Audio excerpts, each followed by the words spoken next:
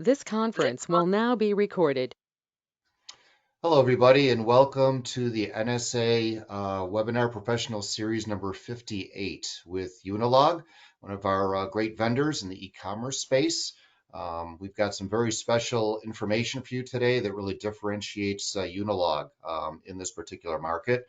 I would ask that you please ask any questions in the chat box. We will be answering those questions towards the end of the presentation today. Please keep your phones muted during the session. And we will be recording today's session, so everybody will be getting a copy of that. Make sure you stick on to the end because we do have a special promo as well. And with that, I will move on and we'll talk a little bit about NSA. For those of you that may not know who we are, just very briefly, we've been in this space in the distribution Infor ERP arena since 1984. We've got roughly a minimum of 15 years in terms of average staff size or staff experience in the space. And our sole focus is Infor SXE and Cloud Suite arena. So it's the one place that we play, and we certainly want to make sure we're adding a lot of value in that particular space. With that, I'd like to welcome our presenter. So our presenter today is Brian Lombardo, and Brian is the Unilog Senior Vice President of Channels and Partners. I've worked very closely with Brian since our relationship, and he's going to be covering our presentation today. So with that, Brian, I'll pass it over to you. All right, thanks, Brian. So, welcome everyone. Good afternoon. I don't know if we got any West Coasters out there, but if so, good morning.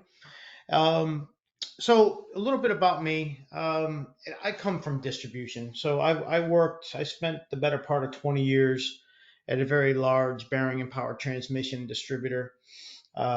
We were about a billion and a half, 240 locations across North America. And I was fortunate enough to get in, back, I'm going to really date myself here, but this would have been the late 90s. This is when the whole .com thing started. So I was fortunate enough at that point in time and worked for a company at the time that could make some significant investments in technology. So we could actually kind of blaze a few trails, get some benefits aside from that. After that stint at that distributor, I went and I worked for 5 years over at Infor, where I oversaw the strategy for the distribution suite of products, which is primarily SXE. Cloud Suite was just getting underway. It was A plus fax, a little bit on the M3 side if it touched distribution. And then I got involved in a little bit in their next gen ecom solution that is currently out there. Was supposed to be the replacement for Storefront. After that, I worked and found, I wanted to get back to my roots. I wanted to get back to e-commerce because I knew it really well. I wanted to get refocused on distribution, so I found Unilog, and it's a great fit, man. It's very similar to what Brian had mentioned on NSA. All we do is distribution, right? All we do is B2B. The company got its founder, its roots in doing catalog builds, enrichment, SKU level enrichment, and I'm going to go into that. So that's where the company started. Rumor has it is that the CEO at the time said, "Okay, we're building all these great catalogs," and they were for Grainger, Lowe's, MSC, Home Depot, you name it. Huge, millions and millions of SKUs. And they said, well, where are you using all this data? And they were using it really in two channels. One was people were putting this stuff online because you really need to have wonderful, beautiful SKU level content, right? To be able to create an experience that people will like. Or they were using it for print, like catalogs and things like that. So that was when they started to see some of the websites that were being used for the content. The CEO said, we got some pretty smart people. We could probably build something a little bit better than that. So that was the birth of the software part of the business. All right. But with that came a bunch of things that is kind of a byproduct of understanding the content aspect of it. Right. I'm going to get into that. And one of the big key things for those that do have large catalogs is this thing called the product information manager. Right. So we'll get into all of that. But again, the point of all this is the fact that we are 100% dedicated to distribution. Everything that we do, every feature, everything that's on the roadmap is going to go into the product, is going to be in some form or way, shape, or form, going to be able to help distribution and B2B. So we don't have to worry about splitting our roadmap with like healthcare or municipalities or retail or anything like that. Everything we do, all of our customers are all distributors, and for the most part, most of them are all running the Infor suite of products in terms of their ERP. All right. So what do? Right. We're focused on providing that frictionless buying journey. Right.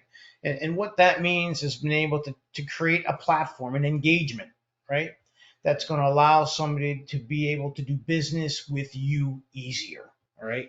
It doesn't need to be clunky. It shouldn't be. It should just be very intuitive, and it should just flow. All right. Like I said, we got our founding in doing product content.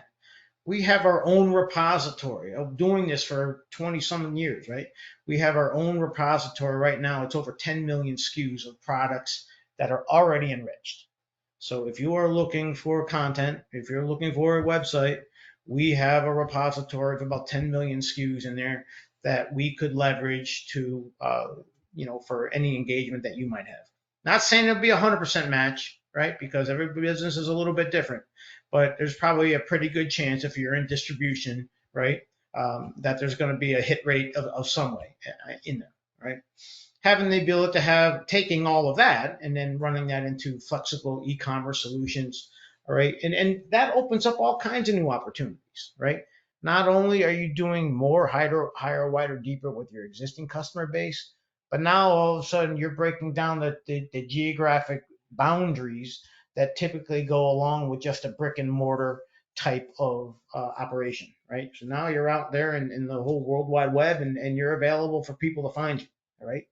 But there's going to be a catch to that. How do you get people to find you, right? And there's this thing out there called search engine optimization, and we'll talk about that, all right? So, like I said, all we do is wholesale distribution. And you'll see here on the left here these are the players on the ERP side, right? Infor, like I said, is our largest, but they're not the only ones in distribution, right? There's others out there, but we go where our customers go. So if they're running a system of record in any one of those others, then so be it. We have a tremendous amount of industry relationships, all right? IDCO, AD, NAHED. These relationships typically start with, hey, we have our members that are struggling with data, the content. The supplier data they're getting is garbage, right? Or it's a mess, right? So what they'll ask us to do is to put a whole entire catalog together of the SKUs and the content that their members use. So we will publish a data. They will give us, 100,000, 200, 300, 400,000 SKUs. We will enrich it. We'll create these catalogs for these particular industry groups, and then their members can subscribe to them that way. All right. So all of this said and done, between the e-commerce and the content, we're looking at about 400 plus customers in the wholesale distribution space. 500 are going to be basically just that include content or content plus commerce. All right. Some of our customers here, all right, like I mentioned a few before, but there's some pretty big names on here. Some of these are going to be content only plays. Some of them will be content plus commerce, right? Because they tend to leverage our catalogs and our content, and then we will go and we'll put an integrated e-commerce solution together for them. All right. The why is in distribution, wholesale B2B, it is one of the scorching markets, one of the biggest opportunities right now in terms of getting people online. And there's reasons for that, right? One is because the cost of doing business man to man, and what I mean by that is having a robust inside sales force or customer service reps. Back in the model where I used to have just those inside salespeople, that's a very, very, very expensive model to deploy and to maintain, right?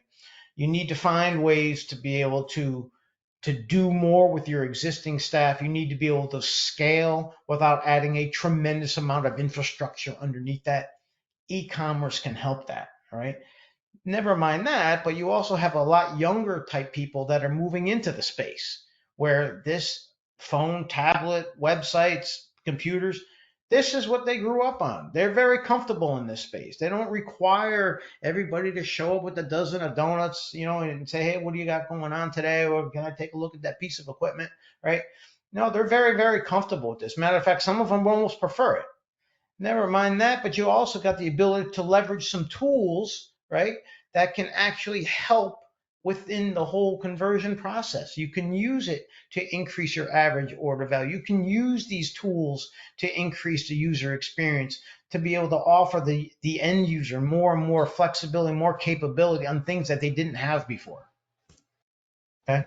So if we take a look at this by, again, distribution, and within that, different flavors, all right, you'll see where, look at every single one of them is over 50%.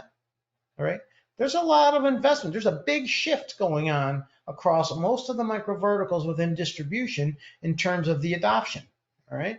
So there's a lot of attraction going on here, a lot of business going on.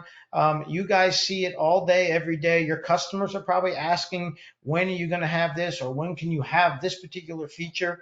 So the customers are coming up to speed. They're dragging the distributors are dragging all of the providers such as ourselves, and we end up with a kind of a bar chart that looks like this. All right, now the value of e-commerce, like I said, there's all kinds of different ways that you can use to increase spend. Typically, people are engaged. They jump on a site, they stay there longer. If they stay there longer, they tend to buy more, right? Or if not, they tend to even actually do some research, get to know your company even more. So that goes into that brand recognition, right? All of this equates to them actually becoming better customers for you, and you becoming a better supplier or provider or a distributor to them. Right? Content. This is a big piece. It's a huge differentiator for us. All right. For those that haven't gone down this path, I can assure you that every single one of you guys out there have been faced with getting catalogs, file uploads from your manufacturers. Right? You know what it takes to load that data, because that data is going to get into your ERP, because that is the stuff that you're going to use to either create sales order or create purchase orders back out to your suppliers, right? How good is that data all the time that they send you, right? Working for a distributor, I know, all right? You got to be very careful. You can't just take a data file or a feed from them and just hope that it's perfect, because it's not. Okay, it can bring you down, right? If you don't do the initial scrubbing and things like that. The image on the left here is what you might see within an ERP, right? It's going to have maybe a part number. It'll have an abbreviated description. It'll be very cryptic, but it serves a purpose. Its purpose is for transaction processing. It's good enough to create a purchase order. It's good enough to create an invoice. All right. It's good enough to create a pick ticket in your warehouse. All right. But take that same data, just like it sits right there on that left image, and put that on a website, and then have your buyers go out there and try to figure out what it is. Good luck. Right. So there has to be some kind of transformation. There has to be an enrichment that goes on with that. And that's where the image in the middle here, where you can start to see where there's things like descriptions have really been fleshed out.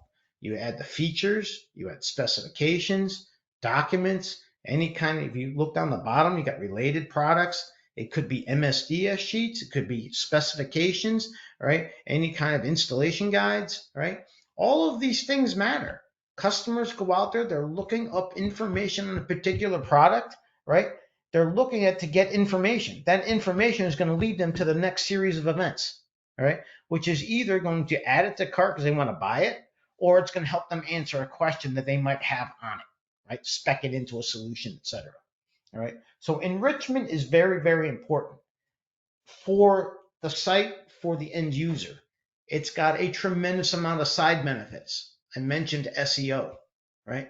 So if you take that image on the left, and Wolseley goes out there and they put this air conditioning thing out there, Google search engine is going to crawl that, and it's not going to have a clue on what it is. They're going to know Wolseley sells something, but they're not going to know what that thing is. Now, post enrichment, Google is going to send its crawlers out. It's going to try to index the site, and it's going to say all of a sudden, now it's going to be, all right, well, hold on a second. Wosley sells this amazing air conditioner with these kind of specs, these BTUs. Now, all of a sudden, because of the way these algorithms work within these search engines, Wosley going to start getting pumped up towards the top of the search results. All right. So it is a byproduct of having the enrichment that is going to help you on your search engine placement. Okay. Combine the two together, right? You have wonderful content. You got everything you need. You have a beautiful looking website. Now, all of a sudden, you have an engagement platform that somebody is going to be excited to use. They're going to want to go onto your website and be able to do this type of stuff, right? So it really, even though the two worlds may seem a little disjointed, they very, very much complement each other. Okay. The other aspect of it, and I guess one of the biggest aspects of it is what they call CTS, or cost to serve. Everybody's got customers.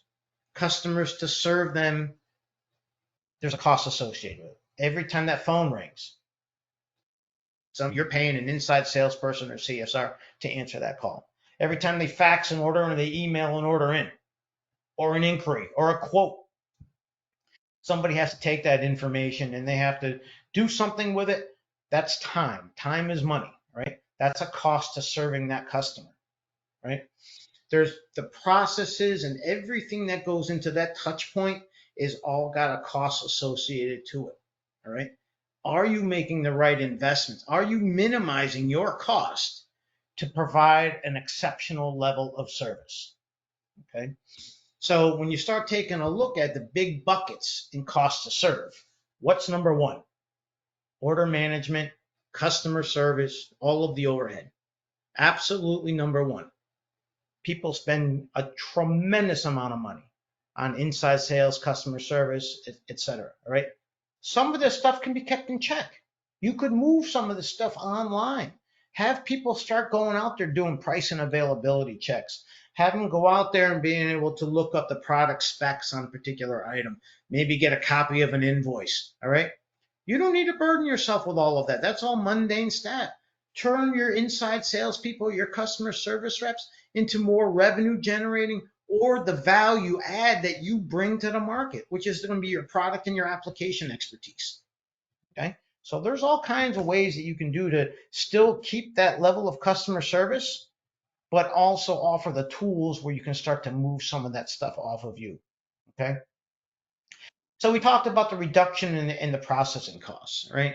So if you look at this little graphic here, these are some of the features that we would have, like on a website, where you have the ability for somebody to come in there and take a look at their open orders, have somebody to come in and take a look at their order history, their invoices. Maybe there's an AP clerk and they want to see their aging summary. They want to see all their buckets, right?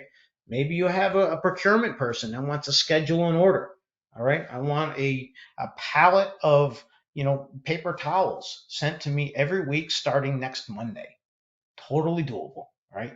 You got favorites, you got saved carts. People can actually save their most popular, most frequently purchased items, right, into these carts, right? Request for quote, very, very popular, right? Quick order pad for those that want to key stuff in. The point here is you can reduce some of your costs and the burden on your inside salespeople by moving this type of stuff online. All right. And then when that stuff does come down to the ERP, it's automated. There's nobody sitting there waiting for the printer to go off and have to rekey, an order, right? This stuff is going right into these ERPs. It's creating the quotes. It's creating the orders, right? As the orders are shipped, the customer's getting notification, right? So it automates a bunch of the transaction processing that's going to happen downstream. All right. Increase the average order value. I mentioned this, all right? So if you take a look here, you have, the ability to do cross-sell and upsell. You can link items, right? Such as kits and components, right? You can do alternates. Like, let's say you're getting a particular item and this item and this brand, you make more margin. Maybe you get a rebate from that manufacturer. Well, why not promote that brand, right? All right. Guide and sell them through a higher margin line. Here in this example here, you'll see that we have an air conditioning unit, but in addition to that, you start to offer up other things that go along with it. Maybe they need some of that PVC or they need that flush kit. right? Now all of a sudden, where they came in for just the one item, now I have 3 items in the cart. Think about your best inside salesperson. This is what he's doing. While he's got the customer on the phone, he's asking, oh, you know what? You're replacing the air conditioning. You're going to need some PVC, and you're also going to need a flush kit. All right. It's all done right here. Okay. Brand loyalty. All right. Your online presence is huge. If you want to find out anything about anything in your own personal life, what do? You go online, right? No different here. They want to find out about your company. They want to find out about the services, your locations, the products, right? You want to put your press releases or any news about your company, okay? It's increasing your brand loyalty. It's getting it out there in front of people, right? And it's going to be more so than just your existing customers, but it's going to be even more importantly, maybe the people that don't know you, okay? So that's a very important component of that. When you factor the two of them in, the website really does 2 things. One, it's your marketing engine, right? Because that's exactly what it's doing. But it's also allowing people to come in and transact with you. So it's actually doing 2 things. Okay. When we talk about what's required for a robust e-commerce solution, right? There's going to be a number of components that are absolutely critical. Starting from the top left, all right, it's called PIM for those of you that don't know what that is. That's a product information management tool, all right? Distributors have large SKU count catalogs, tens of thousands, hundreds of thousands. We have an electrical distributor that's got over 1 million, okay? You are going to need a tool that's going to allow you to manage that volume of data. And that's just a number of SKUs. Now, if you remember when I went back and I showed you that Wolseley example, all right, on an enriched SKU, all of that stuff that you saw there with the descriptions, the features, the attributes, those are all data elements. All those data elements are at the SKU level. So you're going to need a tool that's not only going to be able to manage the size of your catalog, but also the breadth of your content, the enrichment, videos, descriptions, attributes, images. If you're going to have, PDF documents, things like that. Not only that, but you're also got your category structure or what they call a taxonomy. That is also something that is managed within the PIM. Okay. Second bubble to the right there is commerce. That's the shopping cart. That's going to be the features. That's going to allow people to jump onto your site and be able to load up a shopping cart and check out. Okay. What goes hand in hand with PIM is going to be search. Okay. What good does it take to have all that wonderful content if you don't have a search engine that can utilize it? Okay. The search engine that we use today has been highly, highly enhanced for large SKU count catalogs. It's got type ahead. It's got natural language processing. It's got the ability for people to it starts thinking, it tries to stay a half a step ahead of you. So when you do put in 0.5 HP, it knows that it is the same as 1/2 HP, which is the same as HALF HP, half horsepower, half horsepower, half horsepower, right? BLK is black, WHT is white, GAL is gallon, right? So it knows how to translate these types of things. So when people do put in whatever vague search criteria they do, it can translate that into something meaningful that is then bounced off of the catalog and returns a meaningful result set. We talked about the content. That's going to be the enrichment part, having wonderful, full, enriched content and people can actually see and know, understand what they're looking at. And the other is going to be the features, right? The feature set needs to be aligned with your business model. All we do is wholesale B2B distribution, all right? So we're going to have a way more robust feature set than, say, somebody else that maybe has themselves spread across multiple industries, right? Coming down a level, right? You're going to have this middleware. This middleware is the kind of the keys to the kingdom, right? That is going to allow us to integrate to all of the systems of record, which are on the bottom here. Namely, on the far left is going to be your ERP, because in there is everything that you need to know. It's got your inventory, it's got your pricing, it's got your orders, it's got your invoices, right? So all of that stuff gets surfaced up into the web, into the experience that you're going to be able to offer your customers. Conversely, when somebody creates a shopping cart or an RFQ, they got to send it down. That also needs to end up. So it's bi-directional, it goes back in there. The ERP isn't the only system of record. For those that are running credit cards, you're going to have payment gateways, right? On the Infor World SendPause is probably going to be the most popular, right? You're going to have tax engines, Avalara and Vertex, right? You're on the shipping and freight side, you'll have FedEx, UPS, and the Postal Service, right? Things like that. And if you're up in Canada, maybe Purelator. So you'll have all of these things which gets connected through this middleware, which we call CX1 Connect, and that is the API integration to all of these systems of records. You pull all of this together, now you got something. You got a very robust online offering with the complete tool set needed to manage and maintain it. Okay. So it's built for your business. All right. I mentioned the fact that you need a PIN. You're going to need some way to manage the look and feel of your site, which is going to be a CMS. You have digital assets, all right? Videos, images, all right? You're going to need some way to manage and maintain all of that.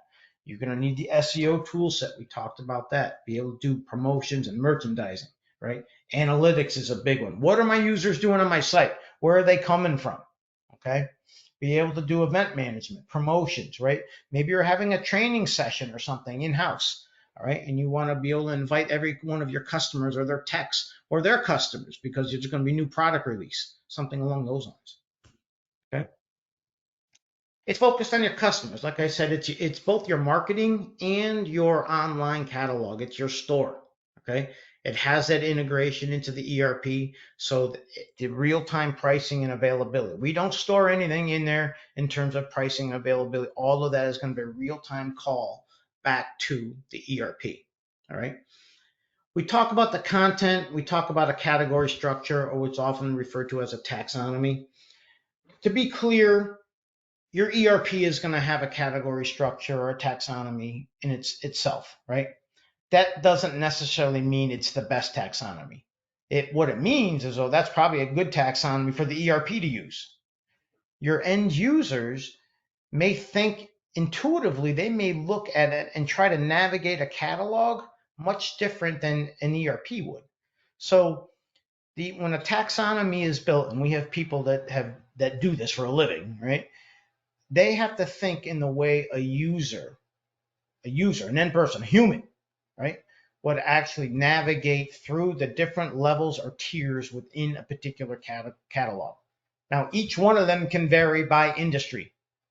HVAC may have a different taxonomy structure and flow to it than, let's say, Jansan, right, or hardware or something like that, because the way people either the way the stuff is either grouped together, or the way that typically the user intuitively thinks about where an item should live. Okay, you need that search, right? You're going to need to be able to create RFQs, be able to do upselling, bundling, right? And then be able to offer the checkout and or punch out if anybody's doing anything with integrated catalogs with your customers, such as punch out. Okay. The site can form the both. We do have a lot of customers that are pure play B2B, but we also have a lot that offer and they'll sell to retail customers, end users, right? So those are just configuration settings, right? We can offer up the ability for somebody to say, I only want to sell to accounts on purchase order, right? Others will say, you know what, I want to open up and I want to sell my stuff online to anybody who comes. That's fine. We can support guest checkout. We can support credit card payments and things like that. So it all depends on your business model. But the good news is all of these things are just configuration settings within the solution. Okay. Content, like I said, we have a massive repository of 10 million products already. All right. And these products are created by industry experts. Matter of fact, a good chunk of those those items that we have in there, we get direct feeds from the manufacturer. Okay.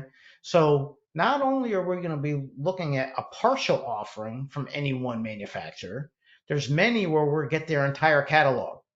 So if you were looking to extend your online offering, you could easily do this without adding one single dollar more of inventory, right? If you have, let's say on your shelf, you have 5,000 SKUs. there's nothing preventing you from offering 10,000 SKUs on the website, right?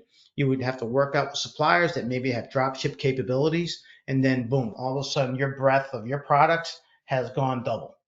Okay, happens all the time. All right. I talked about the industry specific taxonomies. I talked about being able to do custom projects, right, and have the content in the leading of an enrichment program. All right, so if I take that repository of 10 million SKUs, this isn't all of them, but these are the major buckets, right? So they're going to come in again. All we do is B2B. All we do is distribution. These are pretty much the main flavors here. You got plumbing, you got pipe, valve, and fitting, you got HVAC, industrial, which is going to have the bearings. There's going to be some electrical stuff in there, right? And then safety. The other one that I would add here that is gaining some traction is going to be more on the hardware, farm supply, right? So when you start looking into things like the tooling and things like that go along with like such a hardware store and home centers and things like that. So we're getting a lot of industry in building catalogs like that. So that's going to be probably another bucket that'll probably make its way onto this slide here shortly.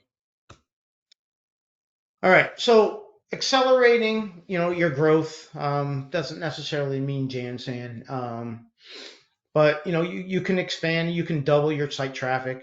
All right, you can. These are real world things here. 25% increase in site traffic, 12,000 a month.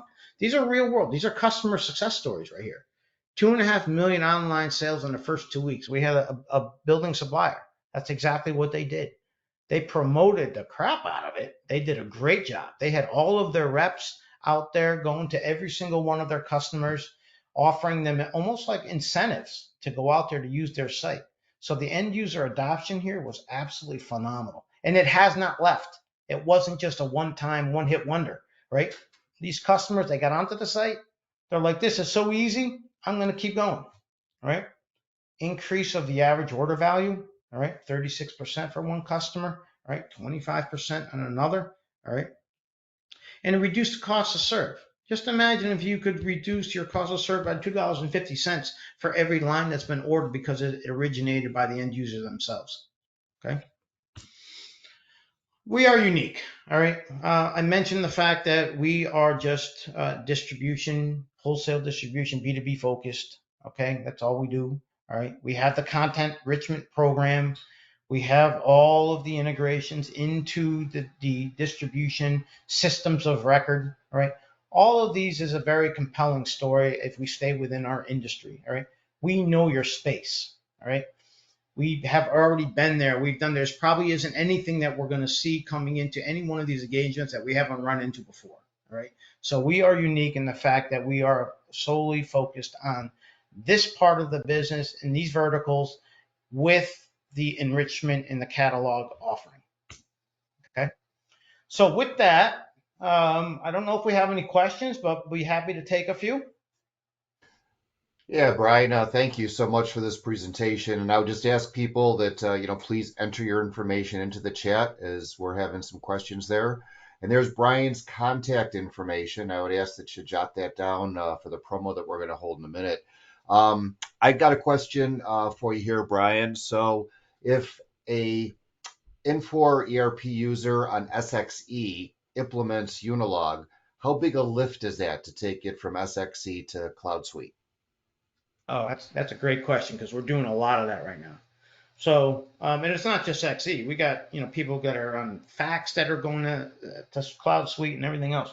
So it is not a heavy lift at all. All right. The good news is Infor has not changed their APIs too much, right? So we would basically take your existing site. We would have to do some validation on the APIs because that's really where the if there's going to be an issue, that's where it's going to be. And we just have to do some testing and everything else, and we repoint it to the new ERP. It is in by no means a new implementation. It is a little bit of a lift to do and just validate, do some testing to make sure that everything's working the way it should. Okay, so it's not a very big effort at all. Terrific. Another question I have is, if we don't have a lot of experience with our website as far as order processing and order taking is concerned, your industry experience that you have, is there assistance that Unilog can lend there or suggest in terms of how to lay that out for order taking? Yeah, so the as you're going through the implementation, right? These we have these you'll be assigned an implementation project manager or what we call an IPM, right? These people have done this forever, right? So they know best practices, right? That you and whoever asked that question, it's a very good one because there's going to be some housekeeping, right? You're going to have to go through things like making sure your pricing records are right, right? You're going to have to make sure and clean up your catalog, right? Because the stuff that you present online is what people are going to see. There's not going to be an inside salesperson running lead block, right? So that IPM is going to be able to guide you through all of these like housekeeping type things. And then as you start getting closer to go live, you're going to start to see the flow of these transactions when they come in. Yeah, you may have to make a couple of little process changes to be able to support it because now all of a sudden orders are just going to show up in SXE or Cloud Suite, right? And how do you handle that? Or an RFQ is going to come in, right? And depending on how you have those configured, those may have to go to a common like mailbox. So somebody's going to have to monitor those to see what those RFQs are that are coming in. So there's going to be a couple of things that you're going to have to get used to, right? Because this is a new system, right? This is a new channel that is being opened up for you, but the IPM will absolutely be able to guide you through all that. Great. So I don't have any more questions right now, but I'll make a couple of comments. So we had a lot of experience with a number of e-commerce solutions. I'm actually on the TUG group for special interest group for e-commerce, and I'll say that there are some things that are really of super high value here. So one is having the system of record be your ERP solution, right? That's huge. So you don't have a separate database within your e-commerce that you have to somehow maintain and update, from the ERP. It's a direct call for your customers, your inventory, your pricing, everything lives there. Second thing I'll mention is the API integrations that you have for tax and for credit card processing, right? A lot of folks on this call probably use SunPOS. There's a lot of other choices too, but I saw that listed. Obviously, that's got to be there, right? For e-commerce, people want to be able to pay however they want to pay by PayPal or what have you. So that's got to be a big piece of this, and that's important that that's there. And then same thing with tax. If you think about it, if you are just now moving into taking orders online and maybe taking orders from brand new customers, um, all of a sudden you may be in areas other than where you're used to, right? You may not just be in the states that you've been in and so forth with the tax rules that are there. Now you're having to deal with tax from all over the country, maybe all over the world. So to have integration into systems such as Avalara and Veritax and so forth is also really big. And then finally, the easy expansion of your catalog by connecting up with supplier inventory, right, for being able to do drop ships and so forth. What an easy way to expand your offering to customers. So those are just a few takeaways that I've got on the presentation today. At this point, it doesn't look like we have any other questions. So Brian, I'll just pass it back to you and see if you have any final thoughts before we wrap. Yeah, the only thing that I'd like to leave you guys with is thank you for taking time this afternoon. I know you guys probably get inundated with a lot of these things, but like I said, we're no strangers to the space, right? We've been there, we've done that. We have a pretty well-oiled machine here when it comes to doing an implementation, especially when we're looking at an SXE ERP.